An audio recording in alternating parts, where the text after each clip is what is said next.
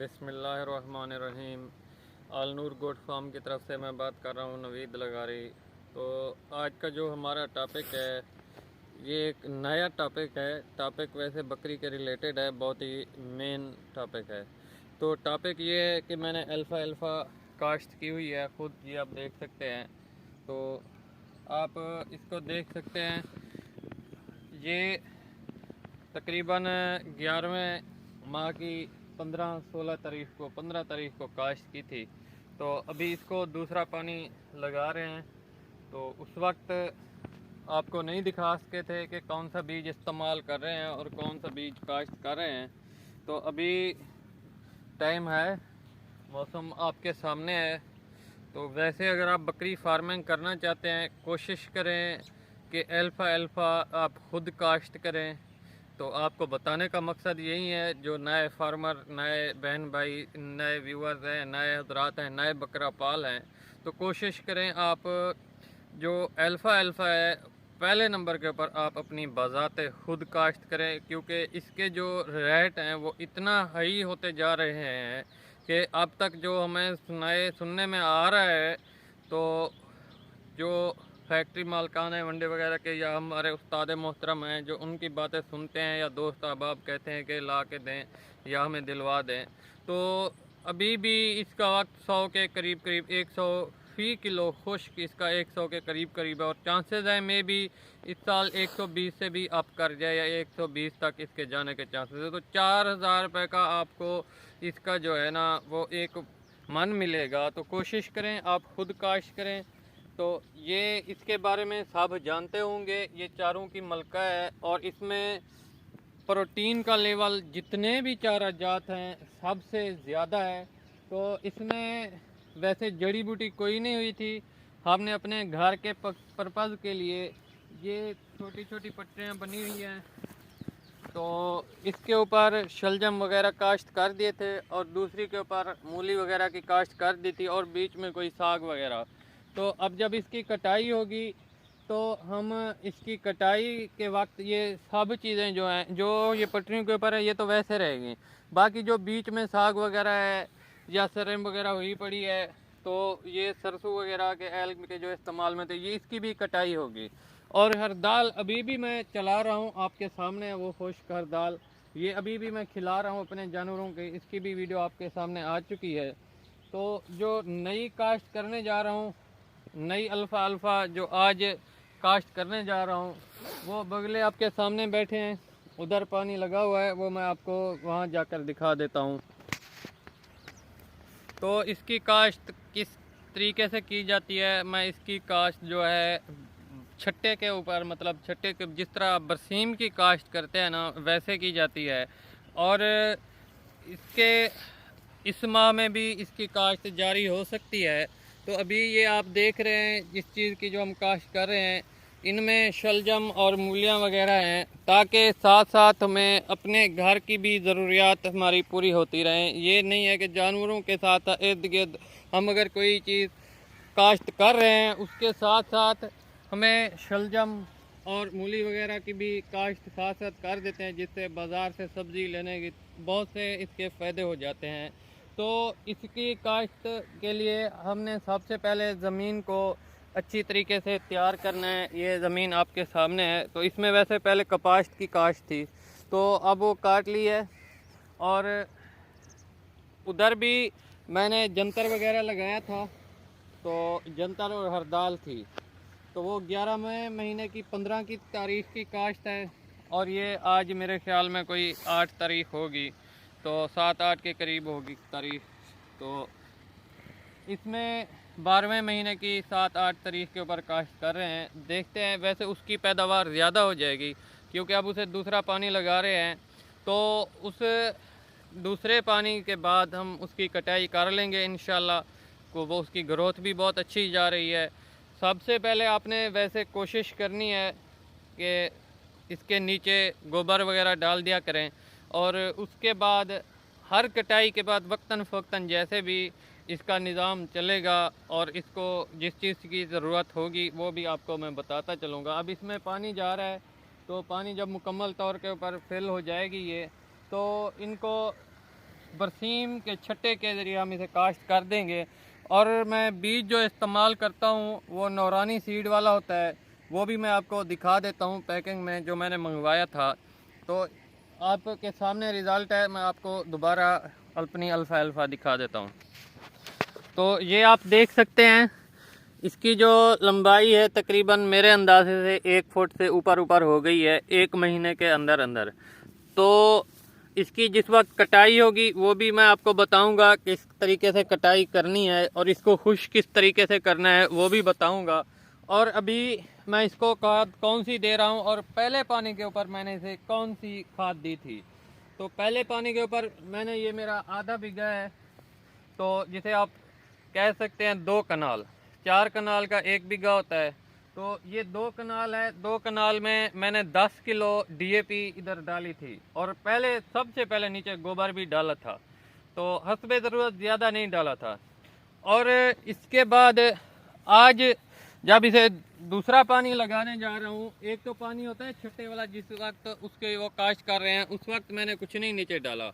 तो उसके बाद दूसरा पानी जो अभी लगाने जा रहे हैं, इसमें हम कौन कौन सी खाद इस्तेमाल कर रहे हैं वो मैं आपको लाइव दिखा देता हूँ।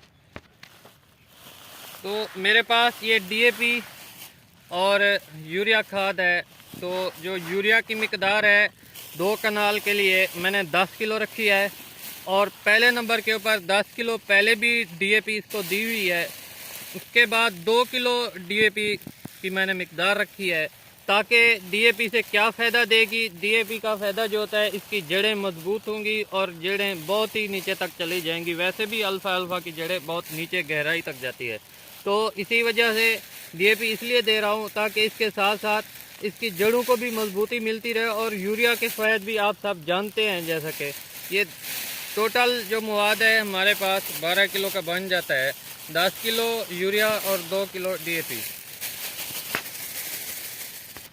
इसको मिक्स आप देख सकते हैं, जैसे ही मैंने बाज़ार से ख़रीदी थी तो इसको मिक्स अप करके ख़रीदी थी। 2 किलो उन्होंने डीएपी डाल दी थी और 10 किलो यूरिया, टोटल ये 12 किलो का मवाद है। अब इसको मैं इधर झोले में डालने लगा हूँ, ये आपके सामने है। हम तो इसे झोला बोलते हैं, पता नहीं आप क्या बोलते हैं। तो और आपको छट्टा करके भी दिखाता हूँ। तो ये हमारे पास नौरानी सीड का जो पैकिंग है, मैंने 5 किलो ली थी 1 बीघे के लिए, 4 कनाल के लिए। इधर उधर से पूछा था, शहर वाला नहीं मिला था, अगर था तो वो कहते थे कि हमारी गारंटी श्योरिटी नहीं है। तो ये नौरानी सीड का बीज है हमारे पास, ये देख लें,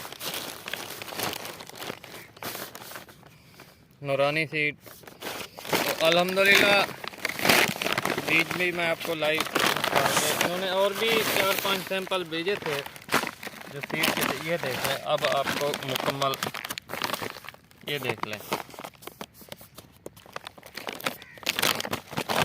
तो क्योंकि इसमें हाफ हमने ये इधर उगाई हुई है, काश्त की हुई है माशाल्लाह, और 3 दिन के अंदर अंदर इसका उगाव आ जाता है। बीज आप ये देख लें, बिल्कुल माशाल्लाह क्लियर है बीज। तो बाकी इसके आपको दिखाने का मकसद यही था।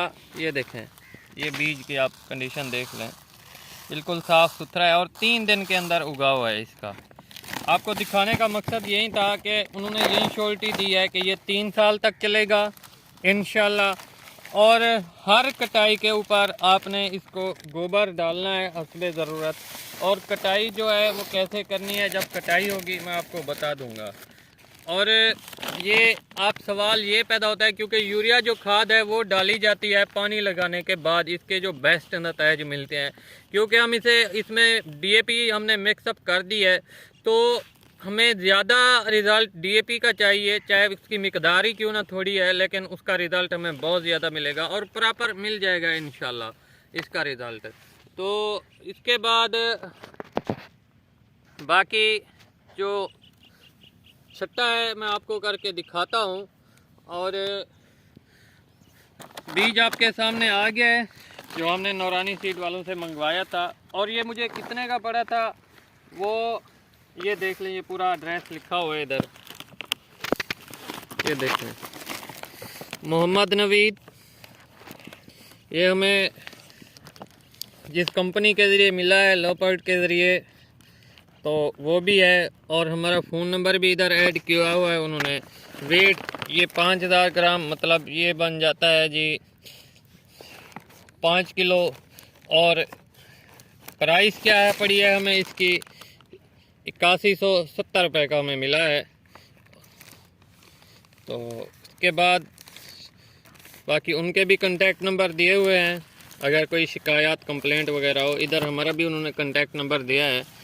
तो एक बाएतमाद इदारे से अगर आप चीज़ लेते हैं, वैसे बाज़ार में मिल रही थी कोई 200 रुपये किलो, वैसे 400 रुपये किलो भी मिल रही थी, एक बंदा 200 रुपये किलो भी दे रहा था। वो इलाकाई बीज थे, कोई रिसर्च वगैरह के नहीं थे, उनसे रिज़ल्ट भी बेहतर मिल सकता है। लेकिन उनकी जो काश्त है मैंने बाज़ार खुद देखी है, वो ज़्यादा से ज़्यादा तीसरे चौथे माह जिस तरह बरसन की काश्त होती है उस तरह चलती है, और गर्मियों में वो ख़त्म हो जाती है। लेकिन इन्होंने कहा कि हमारी श्योरिटी आप देखें, अल्लाह खैर करे। रास्त एतमाद भरोसा करना पड़ता है कोई भी काम हो, तो इंशाल्लाह अल्लाह खैर करेगा। क्योंकि ये 1972 से इदारा चल रहा है, कैम है नौरानी सीड वालों का। और अब मैं आपको छट्टा करके दिखाता हूँ खाद का। तो बिस्मिल्लाहिर्रहमानिर्रहीम। वैसे कोई भी काम करें पहले बिस्मिल्लाह लाजमी पढ़ लिया करें। तो बिस्मिल्लाहिर्रहमानिर्रहीम मैं आपको छटा करके दिखा रहा हूँ।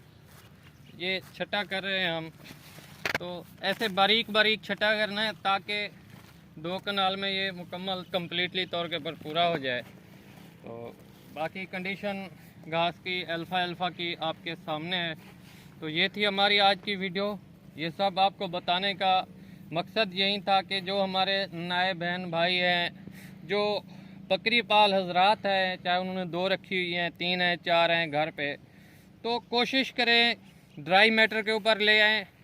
और सब्ज़ चारे से जब तक आप जान नहीं छुड़ाएंगे उस वक्त तक आप गोट फार्मिंग में कामयाब नहीं हो सकते, जहाँ तक मेरा तजर्बा है। क्योंकि मुझे 2 साल हो गए हैं ड्राई मैटर के ऊपर जानवरों को लेते लेते। पहले मैं भी इन बातों के ऊपर यकीन नहीं करता था, तो अल्हम्दुलिल्लाह अब रिज़ल्ट आपके सामने है।